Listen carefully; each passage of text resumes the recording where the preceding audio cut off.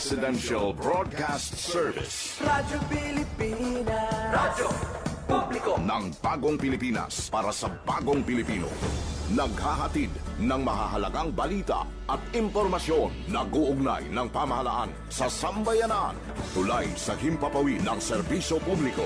Radyo Pilipinas. Radyo Publiko. Ang boses ng Pangulo. Sa Iloilo, Radyo Pilipinas. 585 AM. Philippine Standard Time, alas 8:35 na sa aga.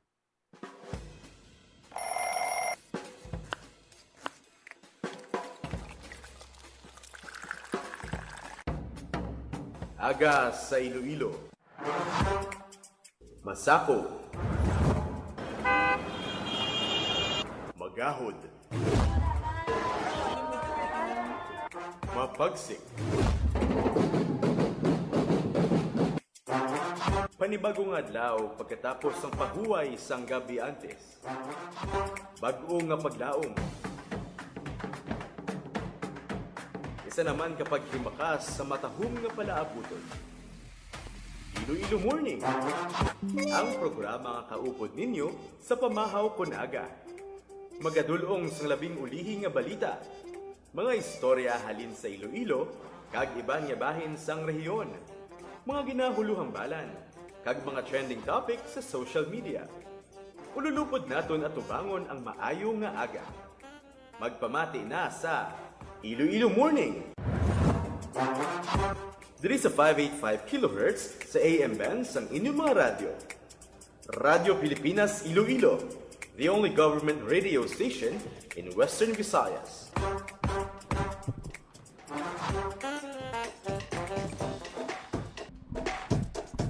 Ngayong aga Pilipinas, good morning Western Visayas. Welcome sa Iloilo Morning Program. Subong adlaw sang Martes, Abril 28 na kita tuig 2026. Nagapabilin nga mainit kag mapaang aton nga panahon diri sa may syudad sang Iloilo. Sa mga kauturan ta inom gid kamo sang damo nga tubig ha. Ang heat index bilang advisory sang Pag-asa. Hamakon mo kahapon naglabot sa danger level. Delikado gid sa aton sini nga mga kauturan. Mayong aga sa aton nga mga viewers, sa aton mga tagpalamati. Good morning, Ems. Mayong aga Jen, happy Tuesday morning sa mga tagpalamati naton. Di man kamo nga bahin sang Western Visayas. Sa tanan nga nagapamati sa ilang nga radyo kag sa tanan nga nagatutok sa Facebook Live. Adlaw na kita sang Martes, pet sa 28 bulan sang Abril tuig 2026. We are down sa last 3 days sang bulan sang Abril kag by next week no or by this Friday iga-welcome na naton ang bulan sang Mayo. Padayon ng gihapon nga mabatsyagan naton ang mataas nga heat index diri sa syudad sang Iloilo kag probinsya sang Iloilo. Gani ang liwat-liwat naton nga pangabay sa mga tagpalamati naton. Maghalong gid kamo, mag-inom sang tubig, magbalon sang dugang nga proteksyon, kaangay sang kalo, payong, jacket, and magamit sang sunblock. Kahapon nga adlaw, ginbisitahan ni Presidente Ferdinand Marcos Jr. ang probinsya sang Capiz. Magluwas sa pagpatigayon sang mass off-taking no sa masobra 8,000 ka mga manunudlo. Bao si Ma'am kag si Sir kahapon. Kitaan ginaton ang kalipay ang yuhom sang mga manunudlo naton. Gutok ang Villarreal Stadium. Kaya ang mga nag-attend sa hindi lang taga Capiz ha, bilog nga rehiyon. Siguro ang iban sa ilan nag-hire sa mga salakyan halin sa Iloilo, Guimaras, adto dito, Antique, Aklan. Kag naga-congratulate gid kita no sa sining madinalagon nga off-taking sa mga newly promoted school heads, teachers and Department of Education. Kay tiyang iban sa ilam dugay-dugay na bla tag tinuig na nga wala maka-promote pero ang ECP program nga ni nga naghatag sang kahigyunan kay may mga gin-create nga mga positions para ma-accommodate ang ila sini nga ma-promote sila no, masaylo ang ila sini nga mapataas ang ila sini nga mga rangko. Kag ang good news dito ngati ang mensahe sa aton siniya nga presidente ngati padayon gid ang suporta sang gobyerno sa aton siniya nga mga manunudlo. may distribution man sang sang Rice. bugas. Blessing gid no sa aton sining mga kauturan ining gipatigayon kahapon nga aktibidad dira iya sa may syudad sang Rojas. Grabe gani dyan nakita naton sa mga videos ka nakuha niyo man dito kung kadamo ang mga teachers nga na-promote. Kung di ko magsala, sobra 8,000 ka mga manunudlo ang na-promote. Ang mga bag-o nga positions, may ara sang school principal 5, may ara man sang teacher 5, teacher 6, kag teacher 7. So siling na galing naton na since yesterday nga ang ini nga mga posisyon ginhimo gid para sa mga manunudlo naton nga deserving nga makabaton sang dugang nga compensation kag ini bilang anuman sabat sa ilang nagadamo nga responsibilidad agud mahatagan sila sang nagakaigo nga kompensasyon ti ano man ini dugang man nga paghatag nga sang pagkilala man sa ilang sakripisyo sa ilang nga mga nanging kontribusyon sa sulod sang eskwelahan gani congratulations gid kagad. I know deserving gid sa ang mga teachers naton nga naka take oath sa ilang bag-ong posisyon, bag-ong promoted nga posisyon. May iban ko to gani nga nagitaan dyan, may hindi lang tinuig but mga 5 years to 10 years nga wala na promote, no? So ang ining regalo sang presidente dako gid ang bulig sa mga teachers naton nga madugay-dugay na nga nagahulat sang ilang promotion. Mayara gani sa mga daw lapit na lang ma-retire pero kahapon nakita naton nga nalipay gid sila ang mga ma'am kag sirs naton pero kalabanan makitaan gid naton mga baguhanon nga mga teachers dito, mga bataon. Ang adto dito kag ang sitwasyon sa may syudad sang Rojas kapon perti ka traffic. Kay ti ang flux sang mga teachers makon mo 8,000 ka mga manunudlo. Daw nano man lang ang sitwasyon sa Villarreal Stadium, daw may opening sang Webra, ang mga parking areas sa mga dalan, yung paghimo nga one way.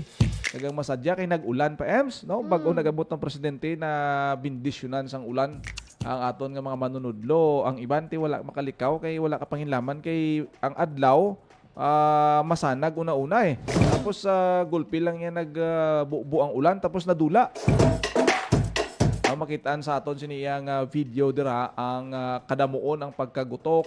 Grabe. Ti adto dito si presidente, si First Lady Lisa Marcos. Tuban si Secretary Angara Araman. Ti gininterview gani sa aton sini nga Radyo Pilipinas si Dr. Servillon ang iyang pasalamat sa inisyatibo sang administrasyon subong kay daw madugay-dugay ni nga daw nangin dormant ang posisyon sa pila ka mga teachers kag ini ang mga rason gali EMS kung nga ang iban nga wala na promote. For example, nagasaylo sila sang ang iba naga-abroad ng mga teachers naton tungod sang amo na ang opportunities nga green pasture kumbaga ang gina-offer sa luwas ang pungsod. Amoy na ang gipagpaningawa sang government paagi sa sining ECP program nga maano sila ma-promote sila sa ilang mga posisyon kag makonsidera nila diri na lang ta. Hindi mabudlayan ang aton siniya nga pungsod sa pagpangita sang mga manunudlo kay kun ratio ang paghahambalan daw base kung kulangon kita sa manunudlo if in case nga hindi na sila magpadayon ng iban o kung mangita sila sa mga opportunities abroad. Pero at least ini kahapon lipay gid ang aton siniya nga mga teachers. Sama kon mo from teacher 3 gani may ara na 4, 5, 6, 7 daw parehas na bala sang una may mga rangko kita sa police officer, no? May PO1, PO2, PO3 tiduwas ta lang sa 3, no? Ang posisyon ti subong may 4, 5, 6, 7 may ara nga mga promotion EMS from teacher 2 abi for example nagdiretso teacher 7 tungod nga ang isa sa mga qualifications ng DepEd kay hindi about number or years of service kundi ang imo sini nga ang merito ang imo sini halimbawa may mga masters ka may masters ka na dugay na pilak tuig pero dira man gyapon sa teacher 1 or 2 ti ginreview ginrevisit sang DepEd kay ti mando ini sang presidente ti tinatukiman nga pwede kagali ito sa teacher 7. Sige diretso not? Hindi ka na magagi sa 4, 5, 6. Tihamakon mo na. Grabe. So dira nga initiative, thankful gid ang pila ka mga school heads sang sini nga inisyatibo. Ti sinobing hindi malipay sina. Gani, maswerte kung halimbawa bataon ka pa lang, tapos nakaagom ka sa promotion to teacher 5, 6, 7. Di ko na inang oportunidad para sa mga hardworking naton nga mga teachers. Siling gani, may mga nakitaan ko dito nga mga postman sang mga friends naton. Siling nila same position pero new and mas committed pagid nga service para sa ilang nga mga estudyante para sa sulod sang eskwelahan. Kumbaga ang inyong posisyon tuod nagbago, nag-level up, bangod mas mataas ang kompensasyon, pero ang ilang responsibilidad sa mga kabataan nagapabilin gihapon nga kinahanglan sang ilang 100% ka committed service para sa ilang mga estudyante. So, ang ining inisyatibo sang gobyerno nagapakita lang wala gid ginapabayaan sang gobyerno ang mga manunudlo naton nga makabigman naton gani nga modern class heroes. So, imagine 8,000 ka mga teachers ang nakaagom sang sining mass promotion. Ipalayag naton bilaton interview kay Mr. Hernani Escolyar, no, ara sa aton sini nga Viber. Gamay nga background sa numero sang mga nagsumpa kahapon. Kay tido isa ini sa pinakadako sa bilog nga pungsod ang kadamuon sang teachers. Nga 8,500 ka mga teachers ang nagsumpa kahapon, no, sa Villarreal Stadium sa bilog nga pungsod. Amo ning isa sa pinakamadamo kay balanta naman yang nga damo school diri sa Western Visayas kag gintingob sila sa isa lang niya ka aktibidad. Pamatian ta si Mr. Hernani Escolyar Jr. ang tagpamaba sa Department of Education. Sa appointment. Kasi magsiling kita yung, this is ceremonial Ceremonial ini siya. So, nag-matter sa gihapon ang appointment papers sa aton siniya mga teachers. Sa 8,566, sir, pila diri ang sa Iloilo? For Aklan, we have 2,467. Ini siya, hindi na diyang, we're not talking about here the warm body ngayari diri ha. But based on our data sa prognoska, Aklan 2,467, Antique 154, ang Capiz 2,191, Guimaras 444, Iloilo 2,005, Iloilo City 618, Pasig City 264, kag Rojas City 423. So, ano yun sir, across all levels ito, sir, no? Yes, across all levels, sir. So, rin nga position sa natin doon.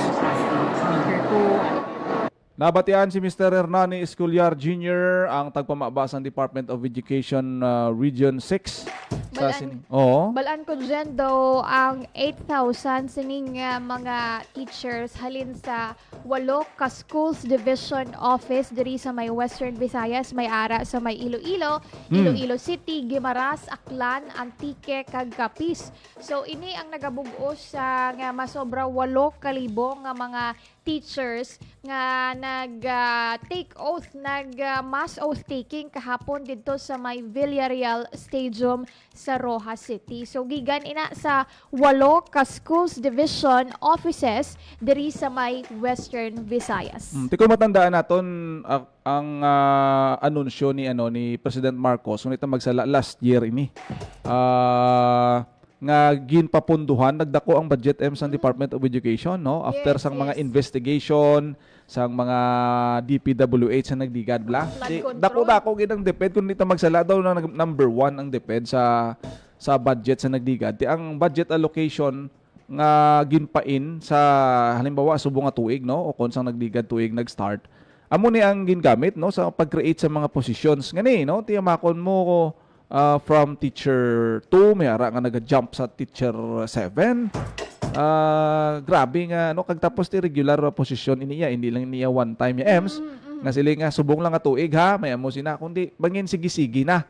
So buot silingon nga i-sustain sa aton sini nga gobyerno ang pagpundo sa sini nga mga plantilya sa aton sini nga mga teachers kag pagpakita sang isang pamaagi nga prioridad ang aton sini nga mga manunudlo.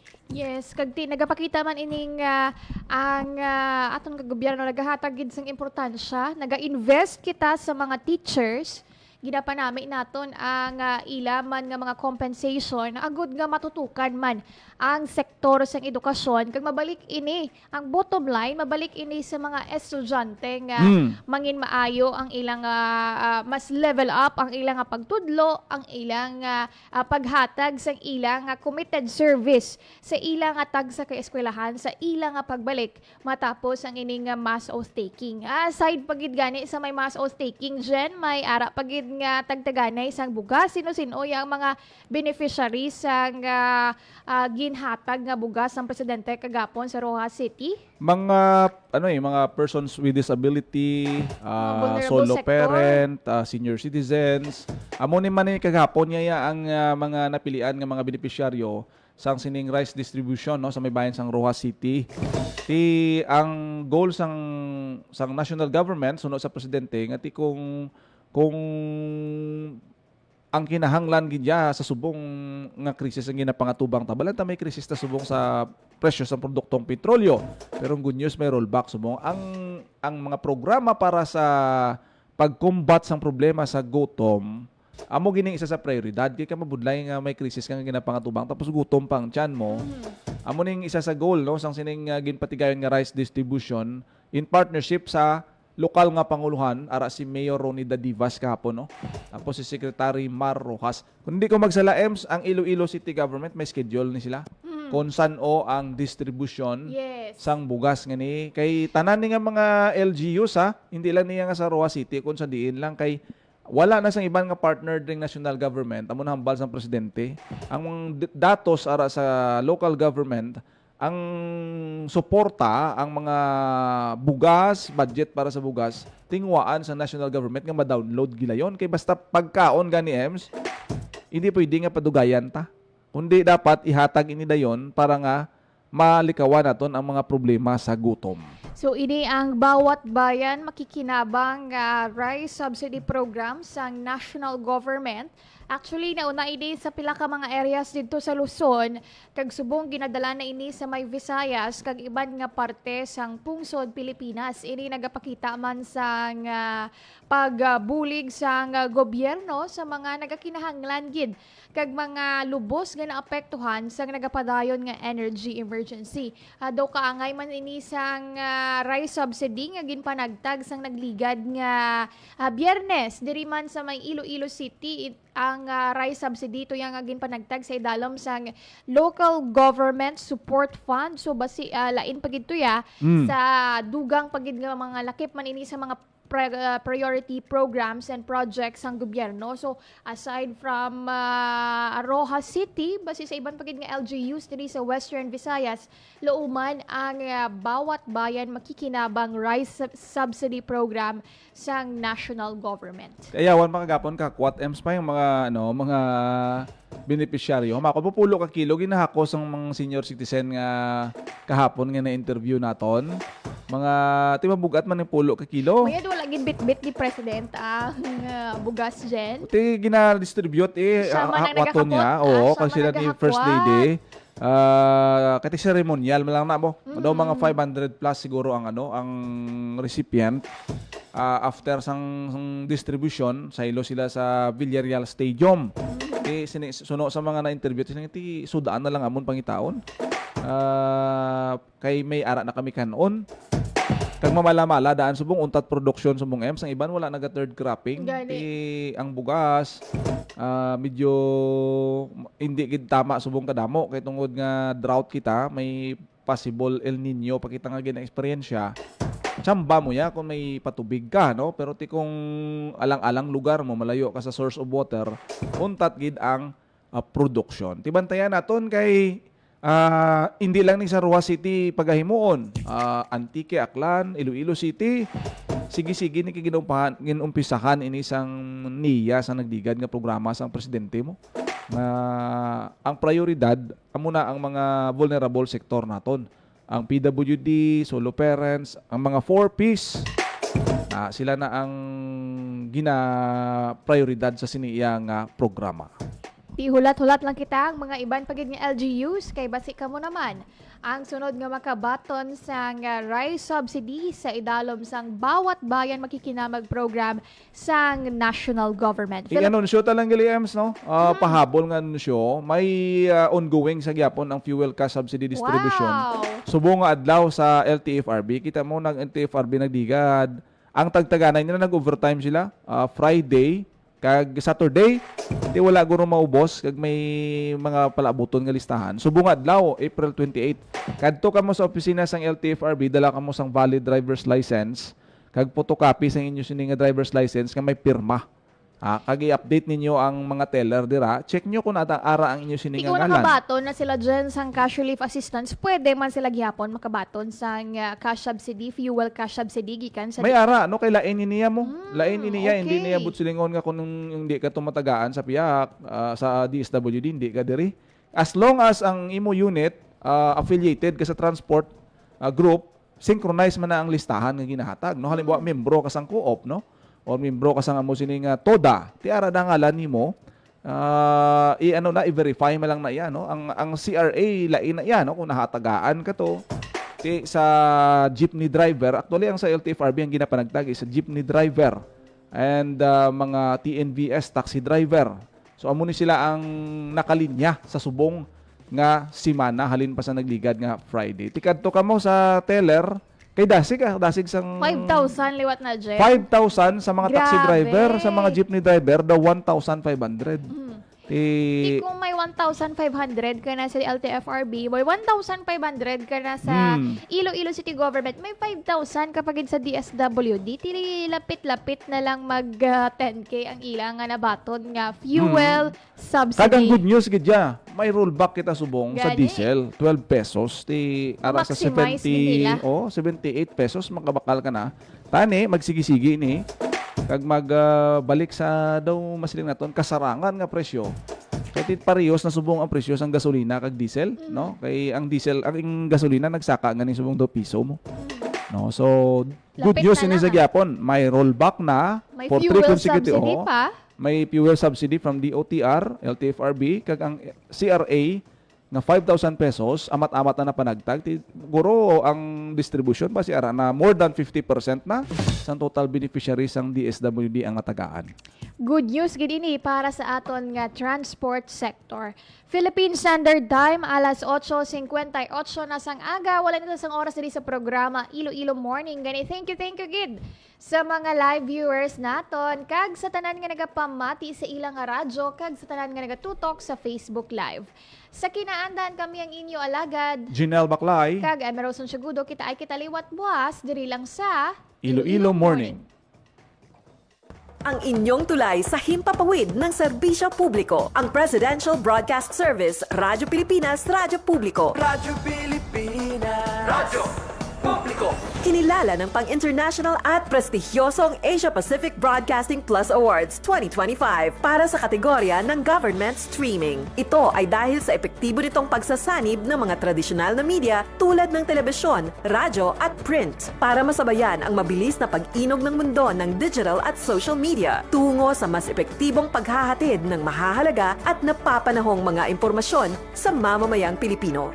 Kinilala rin ang Radyo Pilipinas dahil sa patuloy na pag-akyat ng rating. Ngayon ay matatag sa pang-4 na pwesto sa Mega Manila ayon sa pinakahuling Nielsen Radio Audience Measurement Survey. At sa social media, nakamit ang mahigit 2,000% pagtaas ng bilang ng mga sumusubaybay sa Radyo Pilipinas page sa unang bahagi ng 2025.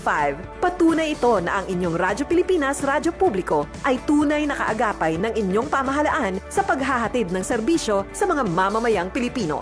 Mula sa aming lahat, sa ngalan ng inyong pamunuan at mga kawani ng Presidential Broadcast Service, kasama ang inyong mga himpilan ng Radyo Pilipinas sa buong kapuluan. Maraming salamat po sa inyong lahat, sa inyong pagtangkilik at pagkilala. Radyo Pilipinas. Radyo Publiko.